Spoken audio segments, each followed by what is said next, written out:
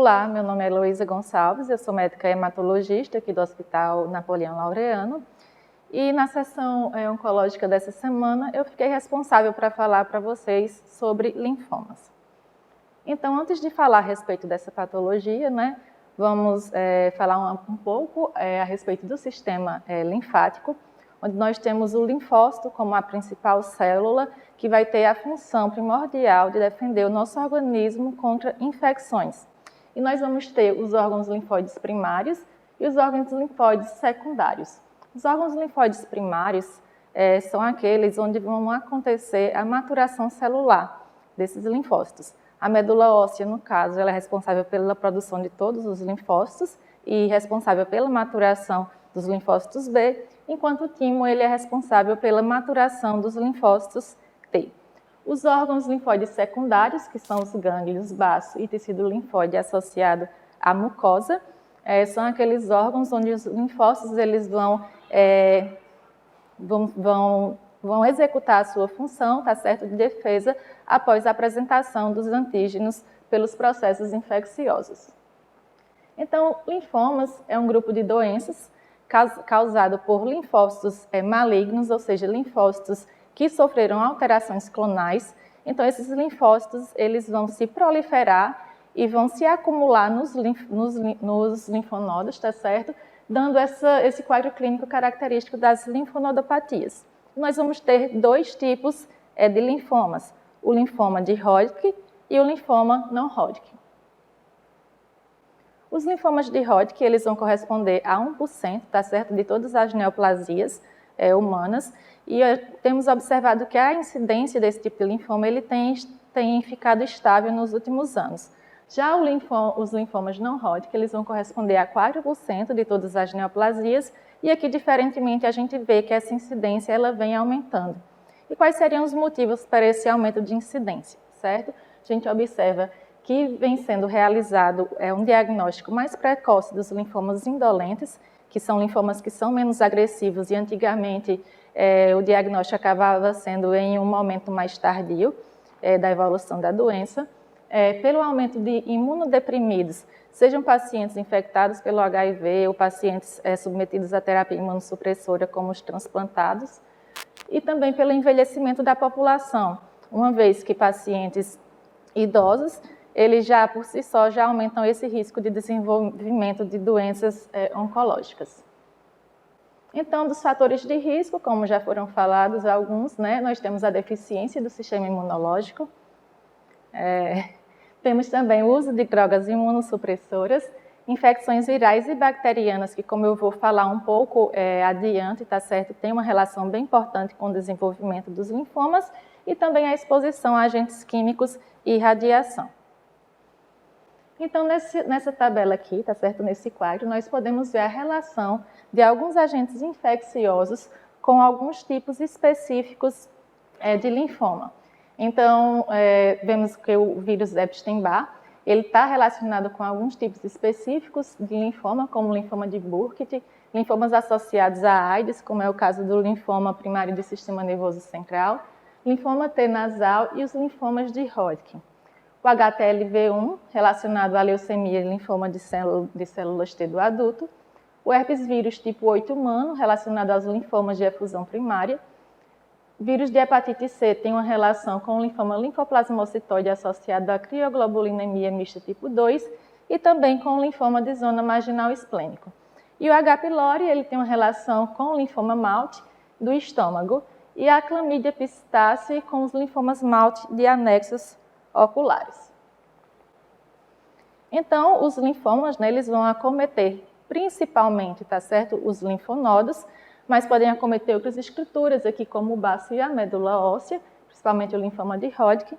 Já o linfoma não Hodgkin, ele vai ter uma característica que aproximadamente 25% dos casos, eles vão apresentar comprometimento de órgãos extranodais, que vão ser principalmente, tá certo, trato gastrointestinal, como boca, intestino e estômago, e também sistema nervoso central e pele. Dos sintomas clínicos, como já foi falado, o principal é a linfonodomegalia, mas uma característica marcante também desses pacientes é a queixa de fadiga. Além disso, é bem importante a gente estar atento a alguns sintomas, tá certo, que são bem específicos da doença, né, do linfoma, principalmente da atividade, que são os sintomas B.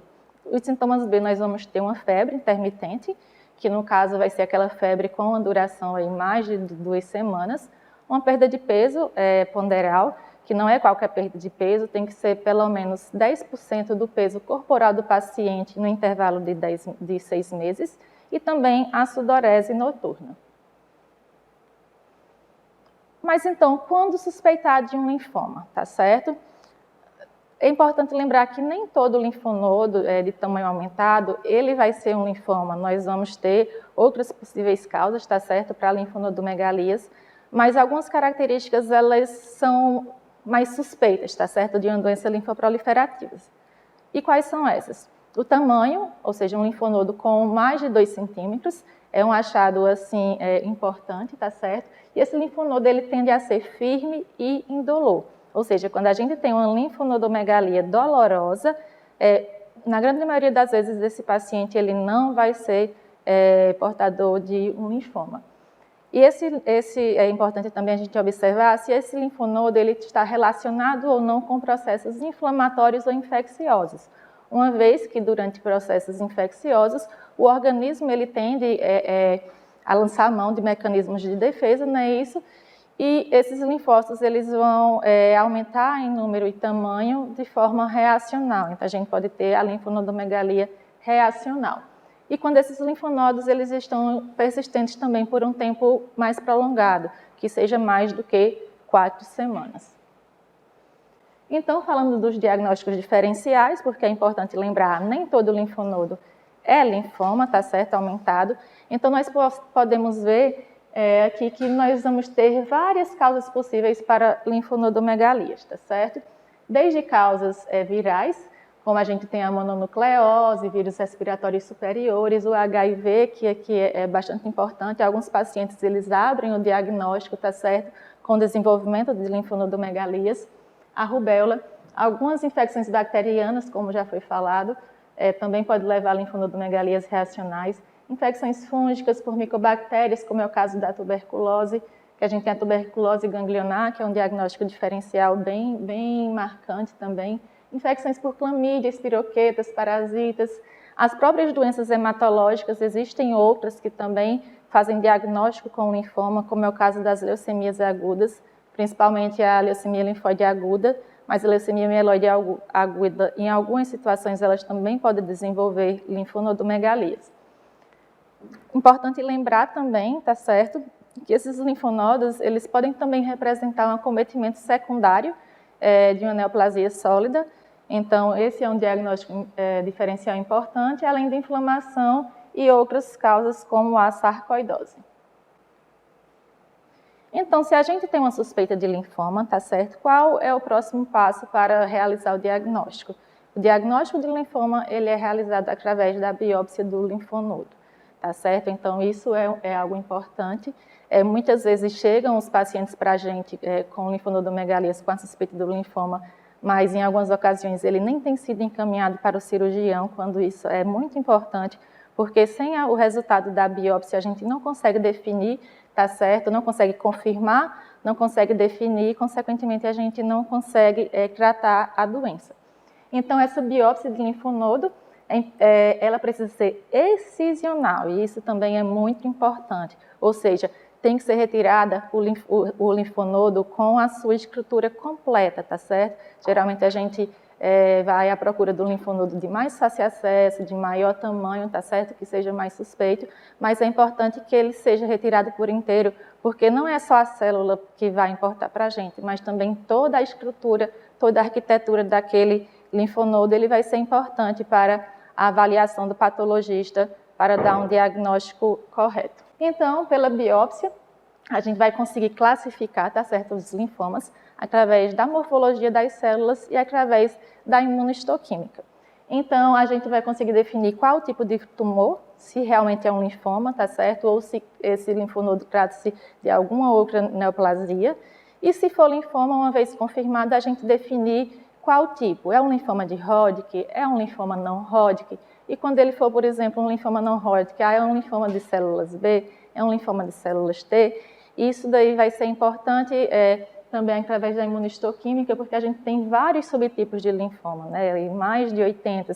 Então, assim, é essencial a realização da imunistoquímica para definir qual é o subtipo de linfoma. Então, reforçando, tá certo? Para o diagnóstico, a gente precisa da biópsia de linfonodo, que vai para avaliação do anátomo patológico e imunistoquímica, sempre. É tanto que é até importante que na hora que seja solicitado o pedido da biópsia, que imediatamente também seja realizado o pedido da imunistoquímica, para a gente agilizar, tá certo? E não ter um atraso na definição do diagnóstico. Informar sempre no pedido a história para o patologista, para assim ajudar também ali no diagnóstico final da doença. E lembrando que a PAF, que é a punção aspirativa por agulha fina, ele não substitui, tá certo, a biópsia do linfonodo. Isso às vezes é um grande erro, que o paciente já com um quadro clínico bem compatível e chega para a gente com a PAF, mostrando ali os linfócitos atípicos, e assim, na verdade, ali a gente não consegue concluir um diagnóstico. Então, a gente vai ter que acabar encaminhando esse paciente novamente para uma biópsia excisional para ter realmente um diagnóstico final. Então, nesses casos, às vezes, a gente acaba também atrasando o diagnóstico do paciente. Aqui são algumas imagens, tá certo? De biópsia do linfonodo, né, o anátomo patológico, que nós podemos ver várias morfologias diferentes, desde na hiperplasia linfóide folicular, o linfoma de Hodgkin, que tem uma célula bem característica, que é a de Reed-Sternberg, um linfoma linfocítico, que é um linfoma de pequenas células, o linfoma folicular, o linfoma linfoblástico e também um linfoma bem imunoblástico. Então, como vocês podem ver, a gente tem alterações morfológicas, tá certo? Distintas entre os diversos linfomas, mas isso só não é suficiente para a gente fechar o diagnóstico. Então, aí é que entra a imunistoquímica, que com a imunistoquímica, através de marcadores específicos da membrana dos linfócitos, nós podemos chegar a uma definição de qual subtipo de linfoma é aquele do paciente, tá certo? Então, uma vez que a gente tem o diagnóstico da doença, a gente vai precisar realizar o estadiamento. Então, no estadiamento, nós vamos ter os exames laboratoriais, exame de biópsia de medula óssea, para poder avaliar se existe a infiltração da medula ou não, e os exames de imagem. Dos exames de imagem, nós temos a tomografia de tórax, abdômen e pelve, tá certo? Que vai ajudar aí a definir a extensão de doença, e a tomografia de pescoço a gente faz em algumas situações, quando já tem evidência do acometimento da região, tá certo? Exames especiais, como a ressonância magnética e o PET, em algumas situações o PET, quando disponível, ajuda também a avaliar essa extensão com mais fidedignidade. E a ressonância a depender das queixas clínicas do paciente, quando justificar. Então, o estadiamento dos linfomas, ele é realizado através da classificação de Ann-Arbor, onde a gente vai ver, tá certo, o número de regiões acometidas e as localizações. Então, o estadio 1, ele vai ser quando a gente tem apenas um sítio nodal acometido, ou um sítio extranodal. O 2, quando eu tenho duas ou mais regiões acometidas, mas essas regiões elas precisam estar do mesmo lado do diafragma, tá certo? O tipo 3 é quando eu tenho acometimento de duas ou mais, mas essas lesões elas estão de lados opostos, ou seja, se eu tenho acometimento acima e abaixo do diafragma, então esse paciente ele vai ser classificado como estágio 3.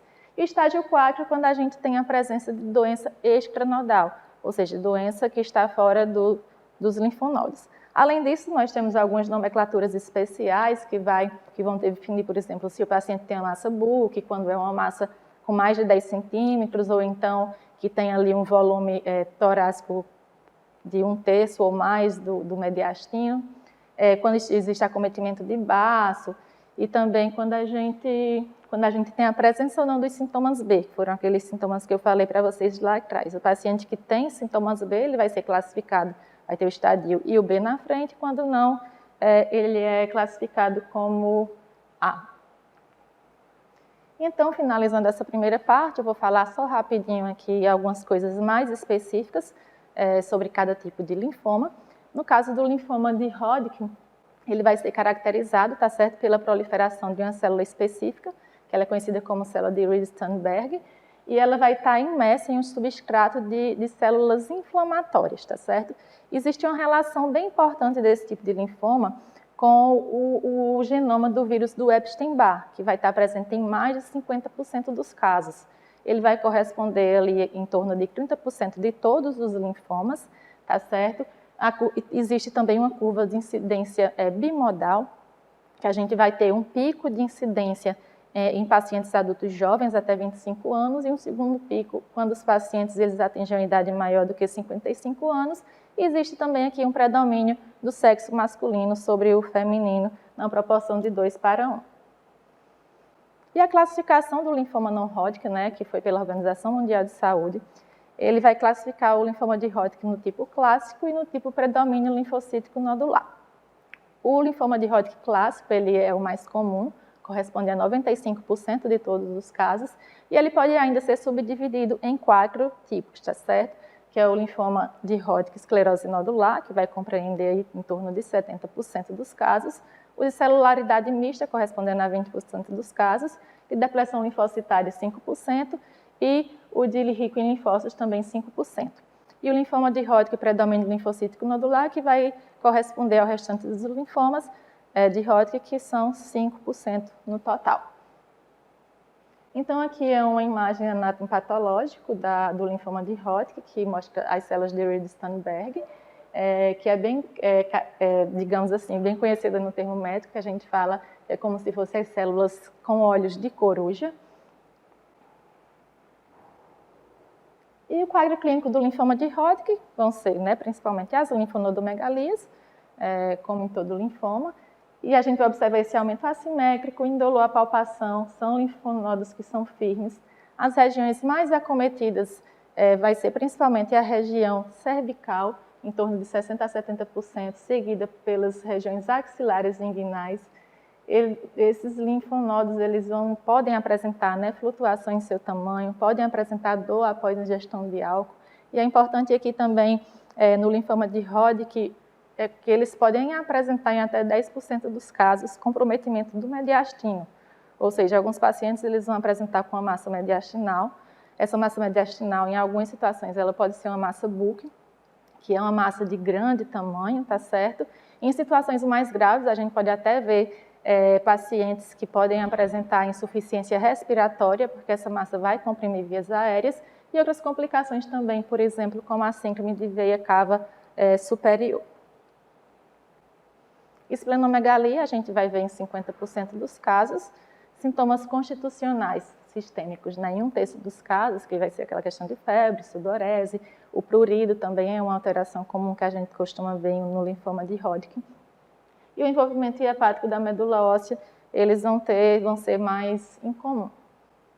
Aqui nós temos 2 imagens, Na primeira imagem a gente observa uma radiografia de tórax, em que se vê uma massa mediastinal, que inclusive faz desvio da traqueia para o lado contralateral.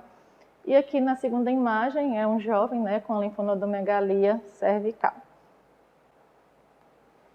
Em relação ao tratamento, a gente vai precisar definir, tá certo, o estágio dessa doença, se é um estágio avançado ou se é um estágio já inicial. Pacientes que estão em estágio inicial da doença, eles vão ser tratados com quimioterapia associado à radioterapia de campo envolvido. Já os pacientes que têm doença em estágio mais avançado, eles vão ser tratados baseado apenas em quimioterapia, por ser uma doença mais sistêmica, mais disseminada. Então, vai ser quimioterapia por um período de tempo maior ou até mesmo com esquemas quimioterápicos mais potentes. A radioterapia aqui vai entrar só em algumas situações mais específicas, que aí vão ser, no caso de uma massa Buch, ao diagnóstico, ou pacientes que após o tratamento persistem com alguma massa residual. E falando um pouquinho sobre linfomas não Hodgkin, o linfoma não Hodgkin a gente vai ter que classificá-los entre o linfoma de células maduras B e de células maduras T, e nós também vamos ter os linfomas não Hodgkin indolente e aqueles que são agressivos. Em Então, aqui mostra a distribuição, né, dos principais tipos de linfoma. Aqui à esquerda nós temos uma imagem que mostra a prevalência dos linfomas de células B, destacando como os mais comuns o linfoma difuso de grandes células B, presente que corresponde a 37% de todos os casos, seguido pelo linfoma folicular, 30% dos casos. Aqui à direita nós temos os linfomas de célula T, tá certo? Sendo o mais comum, que vai corresponder a quase 26% dos casos, o linfoma de células T periférico, seguido pelo linfoma angioimunoblástico e o linfoma de células NK. Essa tabela aqui, né, eu trouxe para vocês, para poder mostrar os principais tipos de linfomas, tá certo? Como eu já falei para vocês anteriormente, a gente tem vários subtipos, tá certo? Mas diferenciando entre os linfomas de célula B, que estão na parte superior, e os linfomas de célula T. E aqueles que são indolentes, os linfomas que são agressivos, tá certo? Então, chamando aqui mais atenção para linfomas indolentes, é o linfoma folicular, o grau 1 e 2, mas quando é grau 3, ele já é classificado como linfoma agressivo. E linfoma indolente nós também temos o linfoma de zona marginal extranodal, tá certo? Linfomas agressivos, o principal representante é o linfoma difuso de grandes células B, e temos também o linfoma de Burkitt, que ele é até considerado como altamente agressivo.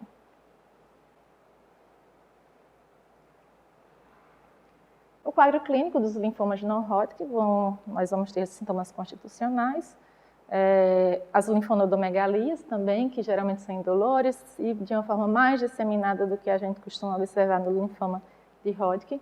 Esplenomegalia vai estar presente em 50% dos casos, envolvimento do sistema nervoso central de 5 a 10%, do trato gastrointestinal em torno de 15%, e em algumas situações nós podemos também ver associação com doenças autoimunes, tá certo? Nós temos a plaquetopenia autoimune, a anemia hemolítica autoimune, também que elas têm uma relação principalmente com os linfomas não-Hodgkin do tipo indolente, e também com uma outra situação, que é a LLC, que é a leucemia de linfóide crônica, que apesar do nome ser leucemia, mas ele também está enquadrado na classificação dos linfomas.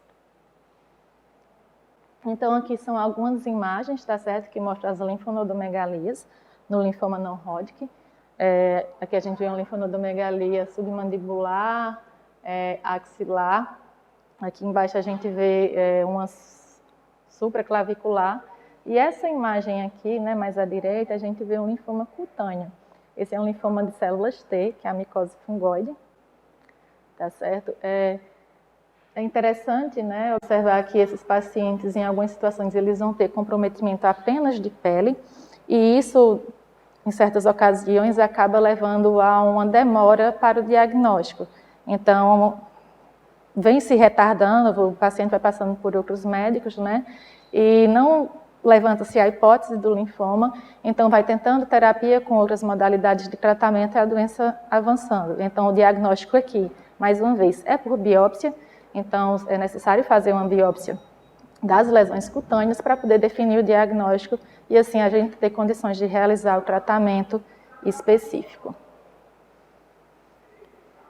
Aqui é uma imagem que mostra um linfoma extranodal, no caso, né, que é um acometimento do sistema nervoso central, um linfoma não-Hodgkin do sistema nervoso central, em que a gente vê uma lesão cerebral, né, expansiva, que inclusive leva à compressão de ventrículos e desvio de linha média, e que mostra também a evolução aqui na última imagem, o paciente em tratamento quimioterápico com a regressão da lesão tumoral. Como eu falei para vocês, nós vamos ter que os linfomas não-Hodgkin, eles podem ser indolentes e eles podem ser agressivos. Então, como seria o comportamento em cada uma dessas situações, certo? As principais características clínicas dos linfomas agressivos. Eles podem acometer indivíduos de qualquer idade, mas geralmente ele vai acometer pacientes adultos, e é uma massa de crescimento muito rápido. Então, às vezes, os pacientes chegam para a gente com uma massa gigante, de 10 centímetros ou mais, e quando você vai avaliar a evolução, às vezes o paciente só tem 2 meses, 3 meses de doença, tá certo? E por ter uma evolução muito rápida, tá certo? Esses pacientes, se eles não forem tratados, eles vão ter uma sobrevida média de 1 a 2 anos, tá certo? Então é importante que, uma vez feito o diagnóstico, esses pacientes sejam tratados imediatamente. E apesar assim, de serem linfomas que são agressivos, a gente vai ter uma boa possibilidade de cura. Por quê? Porque esses linfomas eles têm um alto índice proliferativo. E a quimioterapia ela vai atuar justamente no momento da divisão celular. Então aqui a quimioterapia acaba sendo mais eficaz, tá certo? E a gente pode realmente atingir a cura desses pacientes. Já os linfomas indolentes, eles vão acometer principalmente pacientes idosos, e o crescimento aqui ele é bem lento, é uma doença assim de evolução lenta, a sobrevida desses pacientes vão ser vários anos, tá certo? E só que, diferentemente do linfoma agressivo, essa neoplasia, dificilmente ela vai ser curável, justamente por esse baixo índice de proliferação celular que vai dificultar a ação dos agentes quimioterápicos. Então, muitas vezes a gente consegue o controle da doença, mas é observado que nos anos seguintes essa doença ela pode recidivar e precisar de outras linhas de tratamento. Então, é um paciente que não vai atingir a cura e vai precisar sempre de um acompanhamento hematológico. Aí, só um caso específico, né, que a gente tem o linfoma de Malte, que é o linfoma associado a mucosas. No caso, por exemplo, do linfoma Malte gástrico, esse é um linfoma que ele é potencialmente curável, inclusive a terapia de primeira linha nem necessita de quimioterapia. Ele pode ser curado apenas com antibióticos direcionados para o tratamento do H. pylori. Como eu falei para vocês, os linfomas indolentes, tá certo? Eles têm um crescimento lento, são doenças que possivelmente a gente não vai conseguir realmente atingir a cura. Então, quando tratar esses pacientes? A gente sempre tem que avaliar a questão de risco e benefício das quimioterapias. Então, por exemplo, se ele é um paciente que tem ali o linfoma indolente, mas ele não tem repercussões clínicas, então muitas vezes a gente pode só observar, tá certo? Observar, ver a evolução da doença e ver se em algum momento realmente ela vai ter critérios que justifiquem o início de tratamento ou não. Uma vez que a gente sabe que o paciente submetido à quimioterapia, ele vai ter os efeitos tóxicos do tratamento, né, os efeitos adversos, sem contar na qualidade de vida do paciente também, que a gente vai acabar comprometendo. Então, os pacientes que possuem o linfoma indolente, eles vão ter indicação do tratamento quando apresentam falência de medula óssea secundária à infiltração, sintomas B, citopenias autoimunes, infecções de repetição, se houver comprometimento de órgão vital, doença maciça ao diagnóstico. Alguns pacientes chegam para a gente já com linfonodomegalias de tamanho bastante aumentado, então realmente justifica. Pacientes que apresentam doença progressiva nos últimos 6 meses e quando realmente o paciente ele expressa o desejo de querer tratar. Em relação a esse tratamento, no linfoma indolente, quando há indicação de tratar, esse tratamento pode ser com radioterapia, que geralmente quando a gente tem uma doença mais localizada, e a quimioterapia, que geralmente consiste do rituximab, que é um anti-CD20, associado com os esquemas COP, CHOP ou clorambucil. Já os linfomas agressivos, eles todos vão ser tratados, tá certo, pela agressividade da doença, e vão receber esquemas quimioterápicos do tipo R-CHOP. No caso de CHOP, o CHOP sem o rituximab seria mais para o tratamento dos linfomas de célula T, porque os linfomas de célula T eles não expressam o CD20, que é onde o rituximab atua, e o CHOEV, que também é destinado para esses pacientes de linfoma de células T. Radioterapia só em alguns casos específicos, por exemplo, quando tem realmente uma massa bulk ali associada, e o transplante de medula óssea, que pode ser autólogo ou alogênico, quando a gente está em cenários de doença refratária ou doença recidivada. Então, era isso que eu tinha aqui para falar para vocês. Eu trago que esse mês, no dia 15 de setembro, nós temos o Dia Mundial da Conscientização sobre Linfomas. Então, assim, é sempre importante a gente estar atento a essas alterações clínicas, essas manifestações clínicas que eu falei para vocês, né, hoje. Então, aquele linfonodo que tem mais de 2 centímetros de diâmetro, ele é indolor, tá certo? Ele tem uma persistência ali por um tempo mais prolongado, 4 semanas, não tem relação com processos infecciosos, então esse linfonodo ele é suspeito. E sempre deve ser levantada essa suspeita do linfoma. Sem contar que tem aqueles outros sintomas, que são os sintomas B, que esses realmente são sintomas assim, de alarme.